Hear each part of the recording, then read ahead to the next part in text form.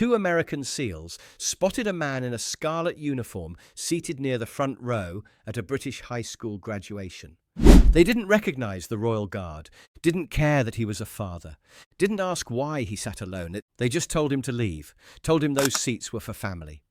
But what they didn't see were the 6 guardsmen already rising behind them, and the moment they spoke again, the entire room fell silent. Want to know exactly how this encounter unfolded? First, hit that subscribe button and drop a comment below, telling us where in the world you're watching from. Now let's get into it.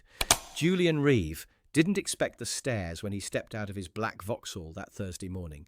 He didn't expect the whispered conversations or the way a little girl tugged on her mother's sleeve, pointing at that man in the red coat. But then again, it wasn't every day a Royal Guard showed up to a graduation ceremony in Kent. The school looked exactly like what it was. A typical comprehensive on the edge of nowhere, with concrete walls, weathered grey from years of English rain, and a car park where teachers were still setting up folding cones at 9:30. A handmade banner reading Class of 2024 sagged between 2 lamp posts, held up more by hope than proper tape. For most people, it wouldn't have been much to look at. For Julian, it might as well have been Westminster Abbey. He sat in his car for a moment, engine ticking as it cooled, and let the silence wash over him. On the passenger seat lay a small bouquet of lavender, stems bound with kitchen string. Not the kind you'd buy from a shop. These came from his wife's garden, the one he still tended every Sunday morning before church. Sarah had been gone nearly 2 years now, but he still brought her flowers to every moment that mattered. This one definitely mattered.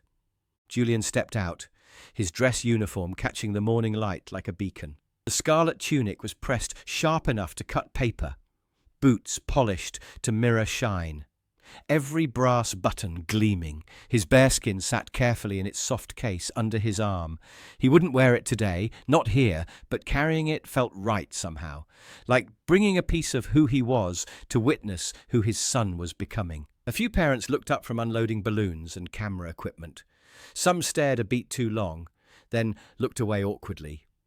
Others smiled uncertainly, like they weren't quite sure if he was security, a guest of honour, or just someone with very formal taste in graduation attire. Julian didn't acknowledge any of it. He simply straightened his shoulders, adjusted his gloves, and began the long walk toward the gymnasium entrance. Each step was measured but natural, the gait of a man who'd spent 20 years learning that presence was about more than posture. Near the bike sheds, 3 students in graduation gowns looked up from their phones. "Bloody hell," one of them muttered. "That's a proper Royal Guard." "What's he doing here?" asked the girl beside him. "Same as everyone else, I'd imagine," the third one said with a shrug. Julian heard it but kept walking. At the entrance, a nervous-looking boy in a lime safety vest fumbled with his clipboard. "Morning, sir," the student said, clearly trying not to stare. "You here for the ceremony?" Julian handed over his folded ticket with a slight nod. The boy scanned it quickly, then pointed toward a side door. "Parent seating, second block. You're all set." "Thank you," Julian replied, his voice warm but quiet, the kind that didn't need to announce itself to be heard. Inside, the gymnasium buzzed with that particular energy of proud families and nervous teenagers. Folding chairs creaked under excited relatives. Balloons bobbed against the ceiling. The air smelled of floor polish, mixed with the lingering scent of whatever they'd served for lunch in the canteen. Julian made his way down the side aisle, lavender tucked discreetly under his arm. A few older guests glanced at his uniform, did that double-take thing people do when they see something unexpected, then quickly looked away. A teenage boy elbowed his father and whispered something that made them both turn. He found his seat, second row from the front, 6 chairs in, and settled down. The plastic chair wobbled slightly under his weight. He adjusted it without complaint, removed his white gloves, and folded them neatly in his lap. The lavender went down beside his feet, out of the way, but close enough to catch its gentle scent. His eyes swept across the gymnasium until they found what they were looking for. The line of students waiting behind the stage curtain. Dozens of black gowns, white collars, and the unmistakable fidgeting of 18-year-olds trying to look dignified. He spotted Lewis almost immediately.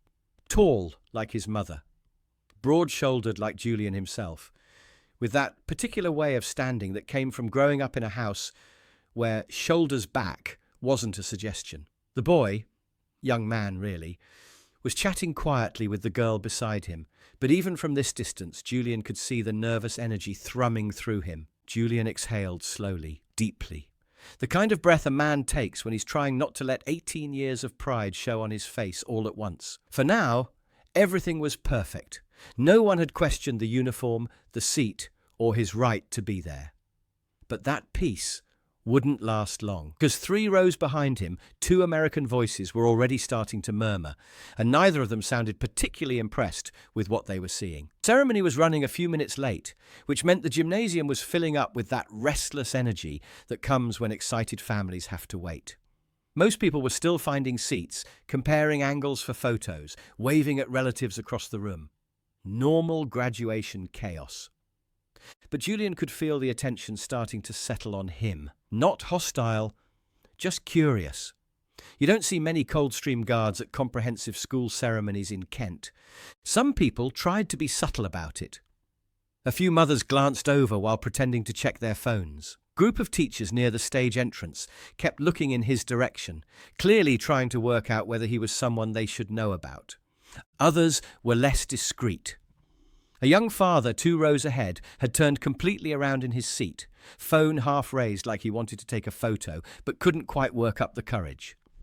His wife kept shushing him, but she was staring too. Julian sat perfectly still through all of it. He'd learned years ago that the best response to unwanted attention was usually no response at all. Let them look. Let them wonder. Let them whisper. He'd stood motionless while tourists screamed in his ear at Buckingham Palace. He'd maintained position during protests outside Windsor. A few curious stares in a school gym barely registered. But the voices behind him were getting louder. I mean, fair play to him for committing to the bit, came a distinctly American accent, thick with what sounded like California. But isn't this a little much? Maybe he thinks this is the changing of the guard, replied another voice. This one rougher, more East Coast. A few people chuckled. Julian's expression didn't change. His breathing stayed even. But something in his posture shifted, almost imperceptibly, but enough that anyone with military training might have noticed. He wasn't tense, exactly, just aware. Voices kept going. Wonder if he's here for his own kid or just likes the attention. I mean, come on. Full dress uniform for a high school graduation? That's when footsteps started moving down the aisle behind him. Julian didn't turn, but he could feel them approaching. 2 people walking with that particular confidence that said military training even when they weren't in uniform. The footsteps stopped right beside his row. "Excuse me, mate." Julian turned his head slightly. 2 men stood in the aisle, one shorter and stockier, with a shaved head and a sports jacket that was just tight enough to hint at serious gym time underneath. The other was taller, wiry, with close-cropped hair and a restless jaw, working a piece of gum. "That seat taken?" the shorter one asked, nodding toward Julian's chair. Julian glanced down at the clearly printed ticket in his hand. "It is, by me." The taller man stepped closer. "Right, well, thing is, we were told this row was reserved for immediate family. School allocation and all that. You might want to check with someone about moving back a bit." Julian pulled his ticket from his tunic pocket and held it up. The printing was clear as day. Row B, Seat 6, Parent Reserved. "I was directed here by the volunteer at the door," Julian said calmly. "Feel free to check with them if there's confusion." The shorter man glanced at the ticket, but didn't really look at it. "Look, I'm sure there's been some mix-up, nothing personal, just trying to keep things orderly." "There's no mix-up," Julian replied. "I drove 3 hours to watch my son graduate. I'll be sitting here." Something in his tone, not aggressive, not confrontational, just absolutely certain, made a few nearby parents look over. The energy in the immediate area shifted slightly, like air pressure dropping before a storm. The taller man's jaw worked the gum a little faster. "You know, you don't really need the full costume for this. We get it. You serve. We all served. But this isn't exactly a state occasion." Julian turned to face them properly now. His voice stayed level, but something in his eyes had gone very still. Did you stand watch over the Queen's coffin? Did you carry fallen comrades down the mall while the nation watched? Did you hold the line when everything in you wanted to break? The two Americans weren't expecting that. The shorter one opened his mouth, then closed it again. Then, don't compare what you think service looks like, Julian finished quietly. A hush had fallen over the nearby rows. People were trying not to stare, but everyone within earshot was listening now. Even the students behind the curtain seemed to have gone quieter. A taller man tapped something on his earpiece. "We'll get this sorted." Julian folded his ticket back into his pocket. "Do what you need to do. I won't be moving." And that's when everything changed. Because from the far end of the gymnasium, 6 chairs scraped quietly against the floor as 6 men stood up in perfect, silent unison. They didn't announce themselves. They didn't call out. They just rose, shoulders straight, eyes forward, hands at their sides. And suddenly the entire atmosphere of the room shifted like someone had changed the lighting. The two Americans felt it before they saw it. That particular tingle that comes when you realize you're not in control of a situation anymore. And still hadn't moved from his seat. But now he wasn't alone. The ceremony hadn't started yet, but you could feel something building in the air. Thick and electric, like the moment before thunder. Julian remained perfectly still in his plastic chair, hands folded over his white gloves, lavender resting quietly by his feet. Most of the gymnasium, he looked like any other parent waiting for his child's name to be called. The two Americans standing beside him were starting to understand they'd walked into something bigger than a seating dispute. The men who'd risen weren't obvious about it. No dramatic gestures, no coordinated movement. They'd simply stood up, one by one, scattered across different sections of the gym. To a casual observer, it might have looked like people stretching their legs or looking for better views. But there was something about the way they stood, something about the stillness, something that made the hair on the back of your neck stand up if you'd spent enough time around serious military personnel. Shorter American, he still hadn't offered a name, looked around and his confident smirk started to fade. What's happening here? Julian's voice was quiet as church. Not here to cause trouble. They're here because they choose to be. Friends of yours?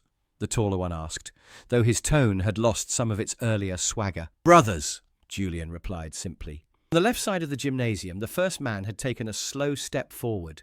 Young, maybe early 30s, with the kind of lean build and sharp cheekbones that spoke of disciplined living. His civilian clothes couldn't hide the way he carried himself, like someone who'd spent years learning that presence was everything.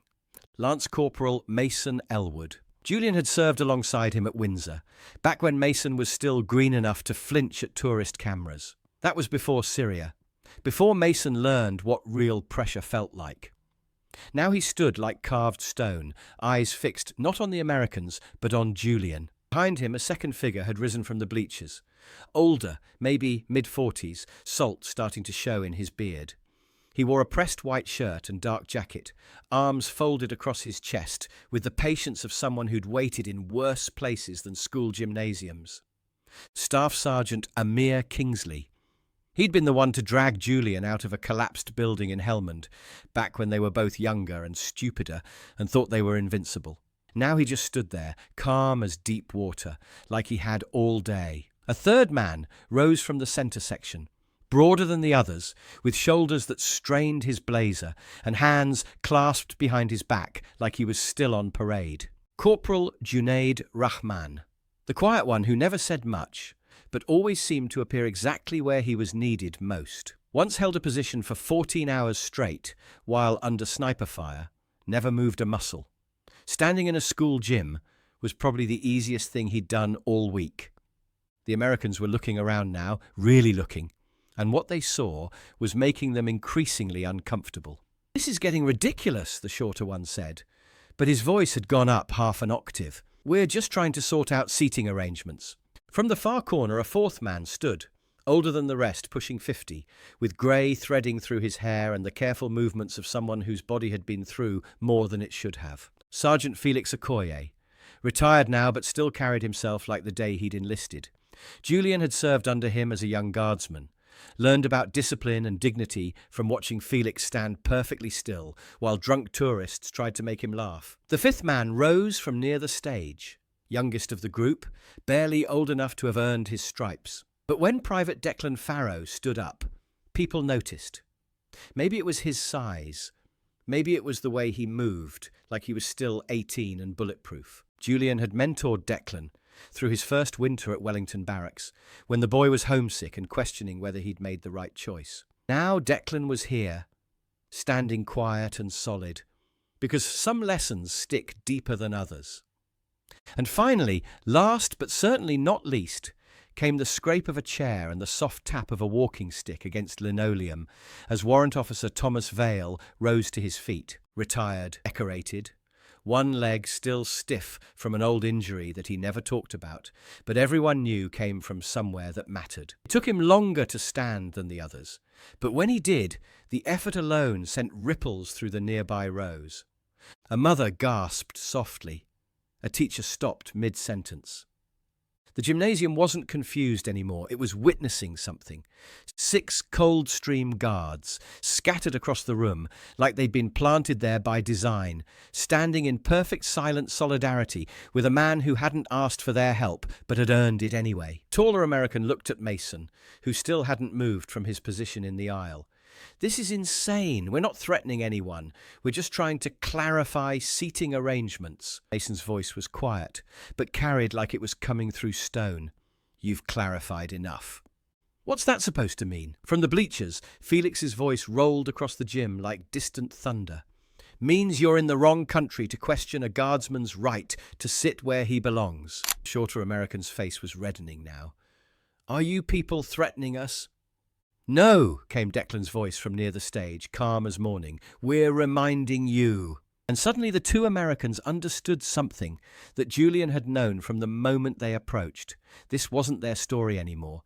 They were standing in a room where a colour sergeant had come to watch his son graduate, wearing the uniform he'd earned through sacrifice they couldn't comprehend, surrounded by men who'd bled beside him in places most people couldn't pronounce. The shorter American looked back down at Julian, and for the first time, something in his expression changed. Not fear, exactly, not even respect, but recognition. He'd walked into someone else's moment and assumed he could control it. Julian looked up at him with those calm, steady eyes. "You've said your piece," he said quietly. "Now you can sit down or leave. Either way, this conversation is finished." And for the first time in what was probably years, neither American had anything to say, because they'd just learned the difference between demanding respect and commanding it. The silence that followed wasn't empty. It was full, heavy with the weight of understanding, thick with the kind of respect that doesn't get demanded but rises naturally when it recognizes itself. Julian stayed seated, unchanged, unmoved, but the air around him had transformed completely. The 2 Americans stood there for another few seconds, looking like men who'd confidently walked into what they thought was a simple conversation and discovered they'd stumbled into a cathedral during service. Finally, the shorter one cleared his throat. "Right, well, seems like there's been some confusion." Julian didn't respond. He didn't need to. The taller American glanced around the room one more time, taking in the 6 motionless figures who were still standing, still watching, still waiting. We'll go find the organisers, sort this out properly." But they didn't move toward any organisers. They simply backed away, returning to their seats 5 rows back, heads down, voices suddenly much quieter. No apology, no acknowledgement of what had just happened. But they didn't look at Julian again. 6 guardsmen remained standing for a moment longer, not in triumph, not in warning, but in something deeper. Something that spoke to bonds forged in places where standing together was the only thing that kept you standing at all. Then, as silently as they'd risen, they began to sit back down. No fanfare, no dramatic gestures. Just 6 men returning to their seats, scattered across the gymnasium, looking for all the world like they'd simply been stretching their legs. But everyone in that room, every parent, every teacher, every student peeking through the curtains, knew they'd witnessed something extraordinary. Not because it was loud or dramatic or made for good video, but because it was real. And from the lineup behind the stage, Julian Reeve had seen everything. The ceremony resumed with a crackle of feedback from the microphone and the rustling of programs as people settled back into their seats. But the energy had changed completely. Where before there'd been the usual graduation buzz, excited chatter, squeaking chairs, the occasional burst of laughter, now there was something more reverent, more careful, like the room had learned something about itself and was still processing what it meant. Julian remained exactly where he'd been throughout the entire exchange. Hands folded, back straight, eyes fixed on the stage where the headmaster was shuffling through notes and trying to pretend nothing unusual had happened. But something had happened. Everyone felt it. The applause that followed each name seemed more thoughtful now, more deliberate. People weren't just clapping because that's what you do at graduations. They were clapping like they understood they were part of something that mattered. Near the back of the line, Lewis waited with his name card pressed between nervous fingers. His heart was hammering, but not from pre-graduation jitters, from something much bigger. He'd watched the whole thing unfold from behind the curtain, watched two men approach his father like they owned the place, watched his dad sit there calm as stone, never raising his voice or losing his composure. And then he'd watched 6 strangers, except they weren't strangers, were they? Rise like something out of legend. For 18 years, Lewis had known his father was different. Not flashy, not loud about it, but different. There were the photos on the mantelpiece that his mum would dust carefully every week. Medals in the wooden box that never came out except on Remembrance Day. The way other military personnel looked at his dad whenever they met. Not just respect, but something deeper. Now, Lewis was beginning to understand what that something was. The names kept coming. Sarah Mitchell, James Patterson, Emma Thompson. Each graduate walked across the stage, shook hands, smiled for photos they'd look back on in decades to come. The audience clapped politely. Family members whooped and cheered. Life went on exactly as it should. But underneath it all, something had shifted. Something about dignity and presence, and the kind of strength that doesn't need to announce itself. Julian Reeve. The name cut through the air like a bell, clear and unmistakable. There was a pause, just half a beat longer than for the others, as if even the announcer understood the weight behind those 2 simple words. Then came the applause, wild or chaotic, but deep and rhythmic. The 6 guardsmen clapped in perfect unison, measured, deliberate, echoing like the final notes of a ceremony much older and more important than any graduation. Parents who'd barely looked up for previous names were now on their feet. The headmaster, who'd been going through the motions for the past hour, suddenly stood straighter. Lewis walked across that stage like he'd been taught to walk his entire life. Head high, shoulders back, steps measured and sure. He wasn't performing. He wasn't putting on a show. He was simply carrying himself with the quiet dignity he'd learned from watching a man who never needed to demand respect because he'd earned it. He shook the principal's hand with both of his, accepted his diploma with a nod of genuine gratitude, and then turned toward the audience. His eyes swept the crowd until they found the face he'd been looking for. His father, still seated in that wobbly plastic chair, still surrounded by the quiet authority that had drawn 6 warriors to their feet without a word being spoken. Now there was something else in Julian's expression, something that hadn't been there before. Pride. Pure, unguarded, overwhelming pride. Not just in the graduation, not just in the moment, but in the young man his son had become. Lewis didn't wave. He didn't need to. He simply nodded. One small, powerful gesture that said everything that needed saying. Julian returned it, exact and precise. It was enough. The applause continued longer than it should have, rolling through the gymnasium like thunder that doesn't quite want to end. Not because people knew Lewis personally, most didn't, but because they'd all been part of something that transcended the ordinary boundaries of a school ceremony. They'd witnessed what happens when real authority meets manufactured demand. They'd seen dignity in action. They'd learned the difference between power that insists on itself and strength that simply exists. And now they were watching the son of that strength step into his own future, carrying with him the lessons that can't be taught in classrooms, but only learned by example. The ceremony wrapped up in the usual way. Final remarks, school song, the traditional cap toss that sent mortarboards sailing into the rafters like confused black birds. Families began the slow process of gathering their things, hugging their graduates, trying to coordinate photo sessions in the chaos. But the real ceremony, the one that had happened in the space between confrontation and resolution, between demand and dignity. That ceremony would echo in the memories of everyone present for much longer than any printed program. The gymnasium emptied slowly, the way these things always do. First the eager families rushing off to celebration dinners, then the stragglers taking final photos, and finally just the maintenance crew stacking chairs and sweeping up the debris of celebration. Julian waited. He'd learned long ago that patience was often the most powerful response to chaos. He remained in his seat until the bleachers had mostly cleared, until the line at the stage had disappeared, and until the 6 men who'd stood with him had begun making their own quiet exits. No dramatic goodbyes, no congratulations or backslapping, just the subtle nods of men who understood that some things didn't need explanation, only presence. Mason caught his eye from across the room and offered the smallest of salutes, barely more than a touch to his temple, but weighted with everything that mattered. The others followed suit in their own ways.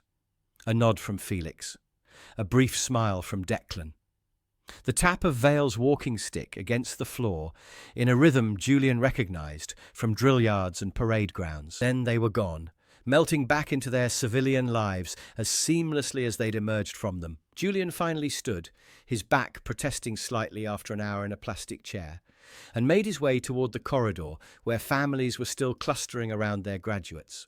Lewis was waiting by the trophy case near the main entrance, his gown unzipped and hanging loose, diploma folder tucked under one arm. His tie had worked itself slightly crooked during all the excitement, and there was something in his expression, not quite emotion, but something deeper, understanding maybe. They met in a quiet corner, away from the lingering crowds and camera flashes. The noise of celebration continued around them, but it felt distant now, like background music to a conversation that mattered more than anything else in the building. "You all right?" Lewis asked first, because that's how Julian had taught him to approach these moments. "Check on others before yourself." Julian nodded. "Are you?" Lewis looked down at the diploma in his hands, then back up at his father. "Yeah, I am." A pause. "I saw what happened. I was ready to walk off that stage, Dad. I swear, I was 2 seconds from leaving the line." Julian placed a steady hand on his son's shoulder. "And that's exactly why you didn't." Lewis blinked. "What do you mean?" "Because you knew I could handle it," Julian said quietly, "and because you understood that moment wasn't about them. It was about you, about standing tall when everything around you tries to knock you down." Lewis nodded slowly, processing this. "Who were those men? The ones who stood up?"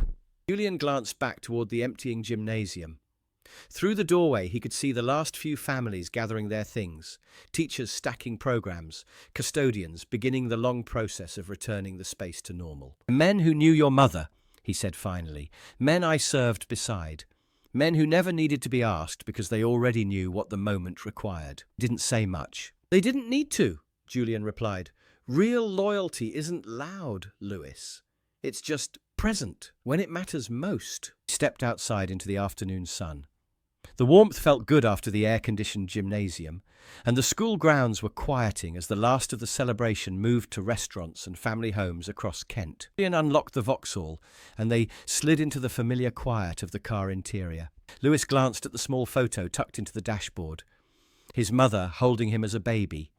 The image slightly faded, but still clear enough to capture the joy in her eyes. "Would have been crying through the whole thing," Lewis said softly. "Probably made you retake every photo until we all looked perfect." Julian smiled.